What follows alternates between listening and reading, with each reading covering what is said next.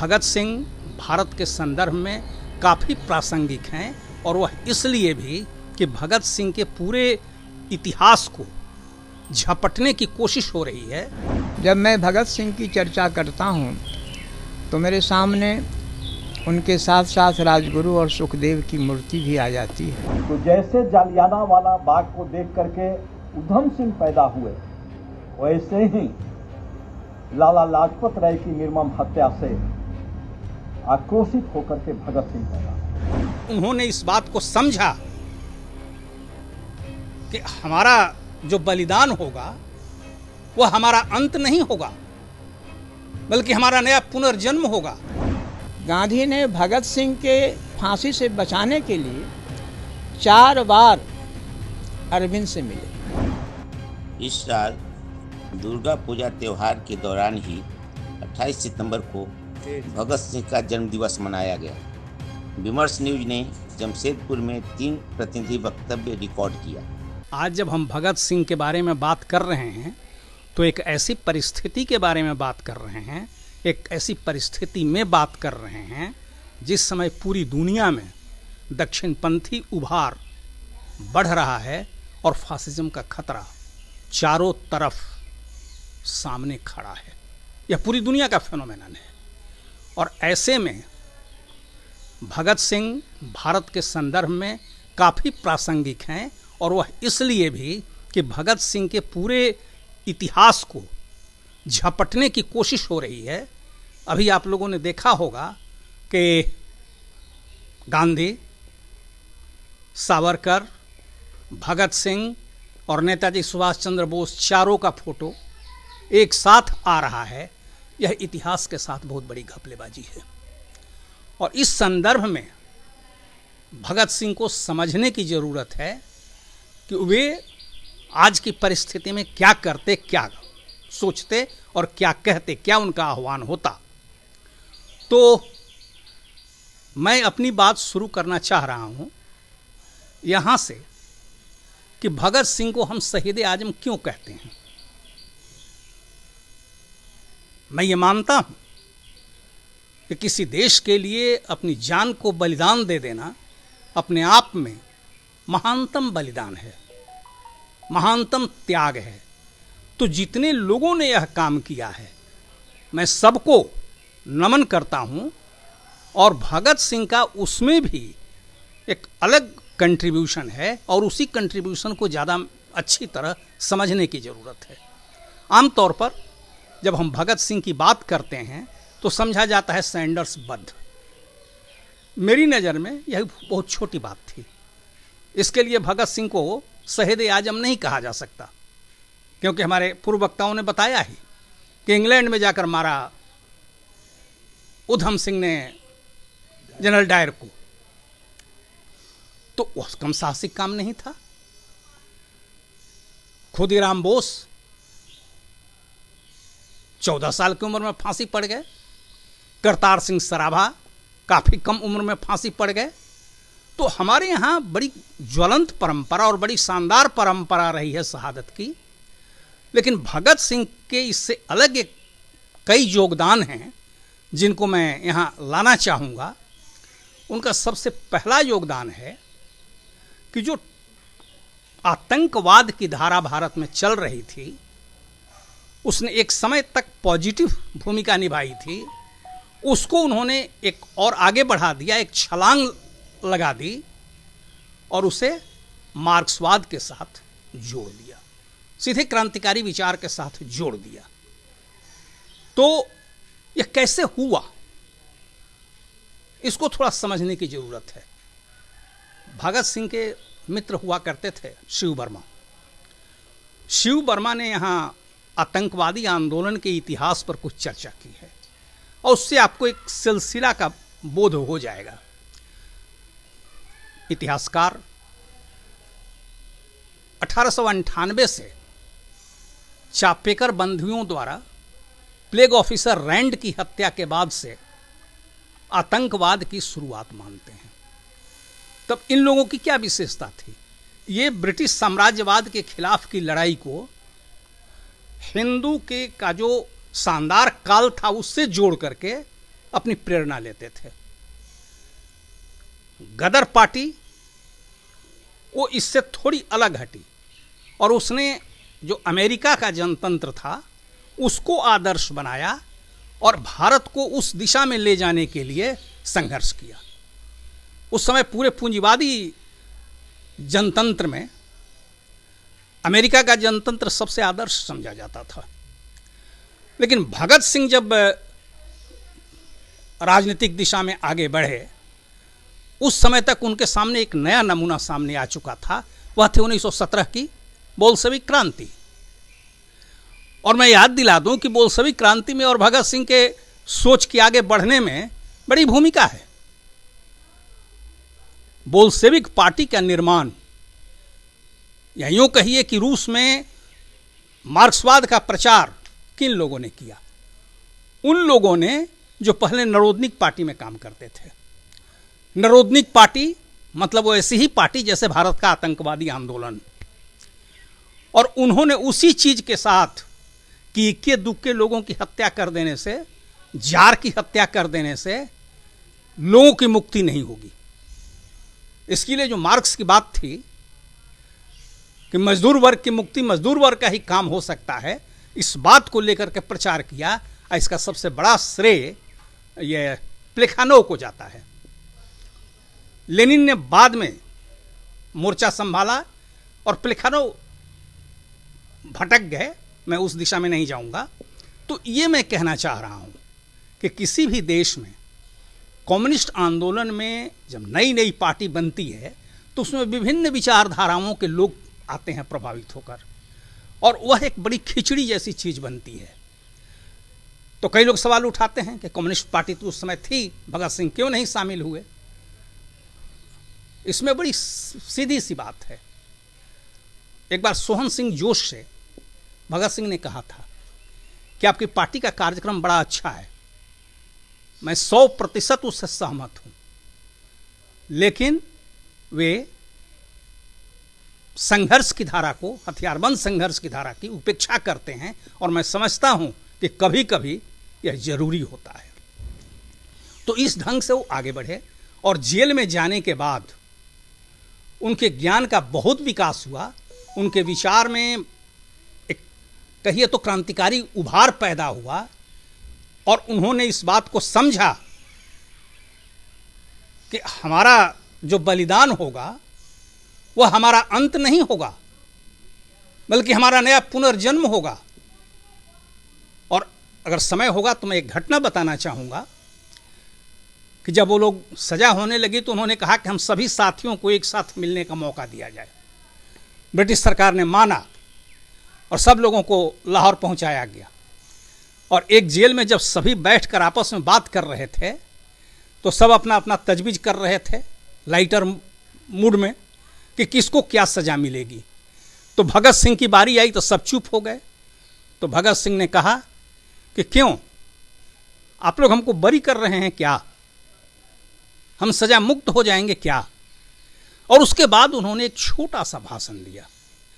मैं समझता हूँ वह भाषण पढ़ने लायक है और उसके सबसे महत्वपूर्ण पंक्ति है कि मरा हुआ भगत सिंह जिंदा भगत सिंह से ज़्यादा खतरनाक साबित होगा ब्रिटिश साम्राज्यवाद के लिए।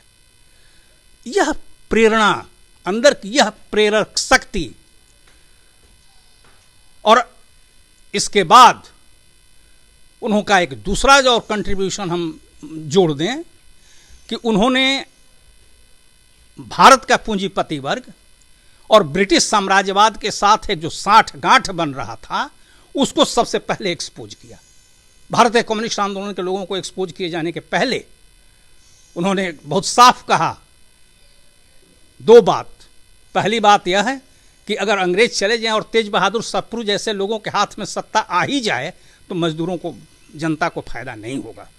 और दूसरा उन्होंने कहा कि ब्रिटिश साम्राज्यवाद और भारतीय पूंजीवाद आज या कल एक साथ किसी राउंड टेबल में बैठ करके समझौता कर लेंगे और ये जनता के साथ धोखेबाजी करेंगे। और मैं मानता हूं कि 1947 में जो हुआ वही हुआ जो भगत सिंह कहते थे। भगत सिंह के बारे में मैं एक और सच्चाई का खुलासा करना चाहता हूं कि उनकी शहादत को, उनके मूल्य को भारतीय बुद्धिजीवियों ने बहुत कम करके आंका और बहुत देर से आंका।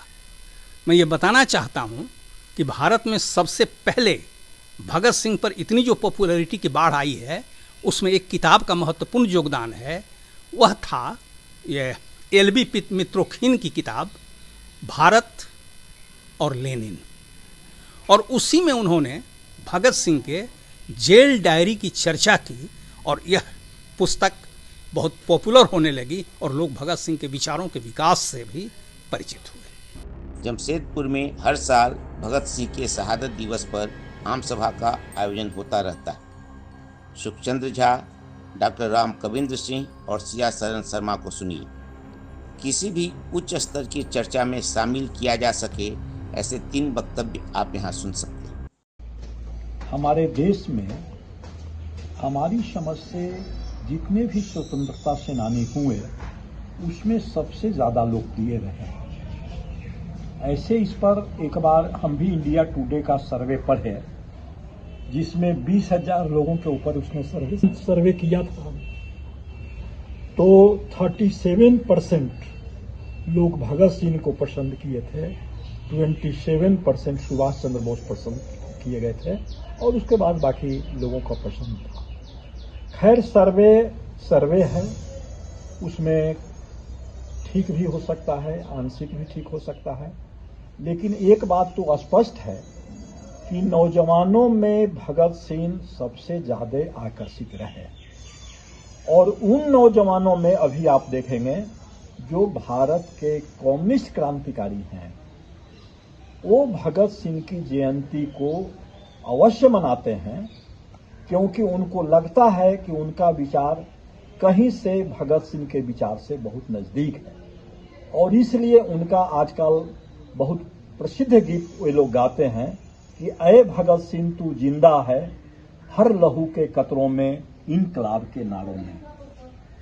तो इससे यह समझा जा सकता है कि भगत सिंह का जो क्रांतिकारी विचार है वह युवाओं को बहुत प्रेरित कर रहा है और क्रांतिकारी ढंग से व्यवस्था परिवर्तन करने वालों के लिए वे सबसे बड़े प्रेरणा के स्रोत हैं। अब एक बात समझने की जरूरत है कि भगत सिंह पॉपुलैरिटी के जो उस ऊंचाई पर गए उसके पीछे क्या फैक्टर रहा है, इसको एक समझने की जरूरत है। उसको हम समझते हैं कि इस तरह से समझना चाहिए कि जैसे परिस्थिति मनुष्य को, बड़े मनुष्य को पैदा करता है और फिर बड़ा मनुष्य परिस्थिति को बदलता है, बदलने का प्रयास करता है। तो भगत सिंह, जैसे भगत सिंह के पहले रॉलेट एक्ट बना और उसके विरोध में जालियानवाला बाग में जो प्रदर्शन हुआ और निर्मम ढंग से लोगों को मारा गया, लाशें बिछा दी गई, उसके प्रतिकार में उधम सिंह का जन्म हुआ। और 20 वर्ष के बाद जाकर के लंदन में उन्होंने, उधम सिंह ने बदला लिया। तो वह उसका एक प्रतिकार था जालियानवाला बाग का, और जालियानवाला बाग प्रतिकार था रॉलेट एक्ट का। उसी तरह से साइमन कमीशन जब आया और उसके विरोध में जो पूरे देश में प्रदर्शन हुए और जो लाहौर में बहुत बड़ा प्रदर्शन हुआ जिसका नेतृत्व कर रहे थे लाला लाजपत राय, और लाला लाजपत राय पंजाब केसरी के रूप में जाने जाते थे और उनकी लोकप्रियता काफी थी। और वह ऐसा दौर था जब लाला लाजपत राय नरमपंथियों के खिलाफ आग उगल रहे थे और यहां तक उन्होंने कह डाला कि ब्रिटिश साम्राज्यवाद से समझौता के बात करने वाले लोग ब्रिटिश साम्राज्यवाद के औपनिवेशिक नीति का समर्थन कर रहे हैं, वो यहां तक थे। और यह भाषा, उनकी यह क्रांतिकारी तेवर जवानों को आकर्षित किया और उनको जिस निर्मम ढंग से मारा गया और हम लोग फिल्म में भी देखते हैं कि जब उन पर लाठी का प्रहार होता था तो वे बोलते रहे कि हर यह लाठी तुम्हारे ताबूत में कील का काम करे। और उस दृश्य को भगत सिंह देखे तो जैसे जालियाना वाला बाग को देख करके उधम सिंह पैदा हुए, वैसे ही लाला लाजपत राय की निर्मम हत्या से आक्रोशित होकर के भगत सिंह पैदा हुए। भगत सिंह उसी समय से प्रण ले लिए कि और 1 महीना होते के अंदर उन्होंने सॉन्डर्स का वध अपने 2 साथियों राजगुरु सुखदेव के साथ किया। तो यह एक परिस्थिति थी जो भगत सिंह को पैदा किया।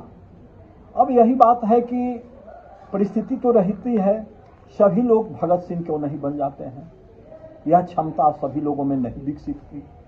और भगत सिंह के जो मुख्य खासियत थी 2 चीजें हैं। जैसे बहुत लोग विचारधारा के क्षेत्र में बहुत आगे रहे हैं, लेकिन त्याग और समर्पण के रूप में उस स्तर तक आगे नहीं पहुंच पाए।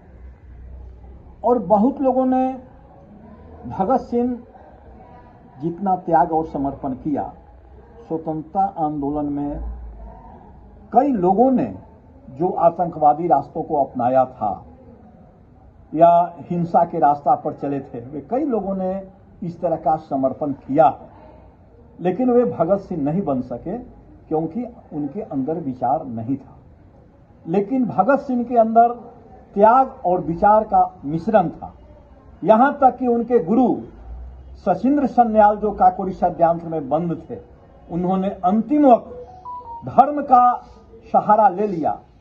और सभी लोग मृत्यु के समय डर से धर्म का सहारा ले लेते हैं, लेकिन भगत सिंह ने कहा कि इसी समय कसौटी होता है कि अंतिम समय में जो भगवान का सहारा लेकर के जीते हैं, अपने पांव पर खड़े नहीं होते हैं, उनकी परीक्षा होती है।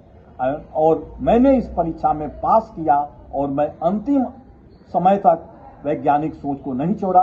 अंत में मैं यही कहता हूं कि नास्तिक तो भगत सिंह पहले हो गए थे, लेकिन 1.5 वर्षों के जेल के जीवन में उन्होंने जो पढ़ाई की, जबकि वो जान रहे थे कि हम फांसी पर चढ़ रहे हैं, यह हमारा पढ़ाई कितना साथ देगा लोगों के लिए, लेकिन फिर भी उन्होंने 404 पृष्ठ का जो जेल की डायरी लिखा, उसमें उस समय जो उन्होंने वर्टेन रसेल, बाकुनिन, मार्क्स, लेनिन सभी की किताबों को पढ़ा और उसमें सबसे ज्यादा वे मार्क्स और लेनिन से प्रभावित हुए।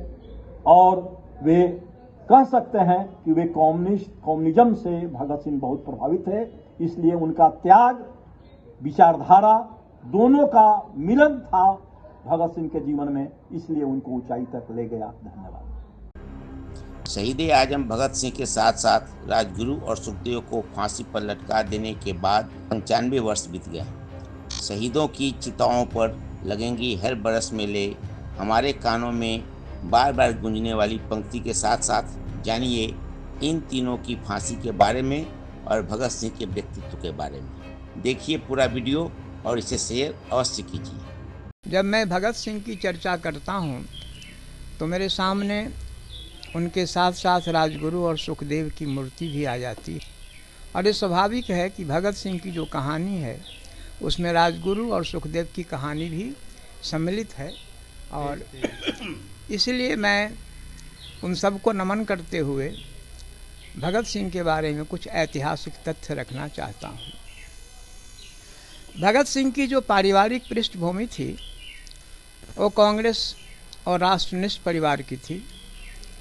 उनके दादा, दोनों दादा कांग्रेस के अधिवेशन में शामिल होते थे। उनके पिताजी आजीवन कांग्रेसी रहे। उनके चाचा अजित सिंह को देश निकाला दे दिया गया। और उनके जो सबसे छोटे चाचा थे स्वर्ण सिंह, उनको जेल हुई आज़ादी की लड़ाई में, और वहाँ से लौटे तो टीवी लेकर लौटे और रास्ते में मर गए, घर में मर गए। भगत सिंह असहयोग आंदोलन से थोड़ा प्रभावित थे। जब असहयोग आंदोलन शुरू हुआ तो उन्होंने अपने पिता से कहा कि मैं डीएवी में नहीं पढ़ूंगा, मेरा नाम नेशनल कॉलेज लाहौर में लिखा दीजिए। वहाँ उनका नाम लिखा दिया गया। लेकिन जब गांधी जी ने असहयोग आंदोलन वापस ले लिया तब उनको मायूसी हुई और उसके बाद थोड़ा वो गांधी से कटने लगे, लेकिन गांधी के प्रति उनका जो आदर था, उनकी जो श्रद्धा थी, वो ताउम्र बनी रही। उसके बाद 1900 आज़ादी की लड़ाई, साइमन कमीशन आता है। साइमन कमीशन में लाला लाजपत राय लाहौर में प्रदर्शन का नेतृत्व कर रहे थे। उसी वक्त उन पर लाठी प्रहार हुआ और कुछ दिनों के बाद उनकी मृत्यु हो गई। इससे भगत सिंह और उनके दल को बहुत बड़ा धक्का लगा और उन्होंने कहा कि हम 1 महीने के अंदर में इसका बदला लेंगे।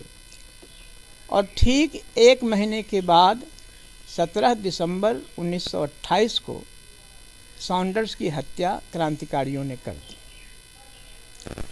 पुलिस को शक था कि इसमें भगत सिंह का हाथ है, लेकिन भगत सिंह फरार हो गए, पुलिस की पकड़ में नहीं आ रहे थे। लेकिन जब दिल्ली में सेंट्रल लेजिस्लेटिव असेंबली में बम विस्फोट हुआ तो उसमें गिरफ्तार हुए और तब उन पर लाहौर कंस्पिरेसी केस के नाम पर सॉन्डर्स वाला मुकदमा चला और उसमें उनको फांसी की सज़ा हो गई। अब इस फांसी की सज़ा को रुकवाने के लिए किन लोगों ने प्रयास किया, तो एक प्रयास तो किशन सिंह जो थे भगत सिंह के पिता और उनके परिवार वालों ने किया। एक प्रयास कांग्रेस पार्टी ने भी किया और सबसे ज़्यादा प्रयास महात्मा गांधी का था। और इन तीनों के अलावा जो हिंदूवादी मानसिकता के लोग थे उनका कुछ कंट्रीब्यूशन नहीं था। सिर्फ पंडित मालवीय ने एक चिट्ठी लिखी थी अरविंद को कि भगत सिंह की फांसी की सज़ा को आप आजन्म कारावास में बदल दीजिए। इसके बाद हिंदू महासभा या राष्ट्रीय स्वयंसेवक ने कोई कोशिश नहीं की उनको बचाने के लिए।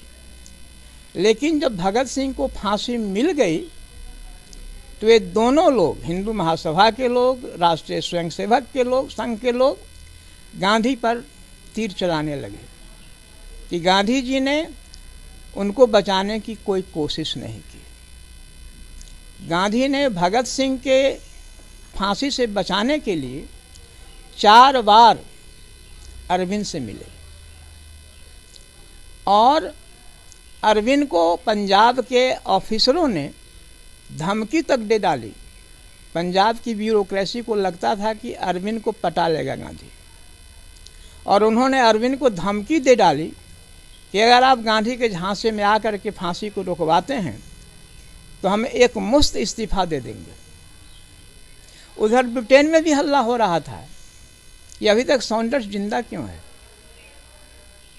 एक तीसरी बात थी, ब्रिटेन की सरकार चाहती थी कि भगत सिंह को फांसी दे दो ताकि कांग्रेस में युवा और जो युवा नहीं है उनमें फूट पड़ जाए और युवा भगत सिंह के नाम पर कांग्रेस से अलग हो जाए, कांग्रेस कमज़ोर हो जाएगी, फिर हम कुछ दिन तक शांतिपूर्वक राज करेंगे। तो यही कारण था कि भगत सिंह, महात्मा गांधी की लाख कोशिश के बावजूद भगत सिंह को बचाया नहीं जा सका। सबसे आखिरी दिन 24 मार्च को डेट मुकर्रर की गई थी कि गांधी 23 मार्च को मिलते हैं इरविन से, जबकि कोर्ट ने, प्रशासन ने कहा था कि 24 मार्च 1931 को हम फांसी देंगे।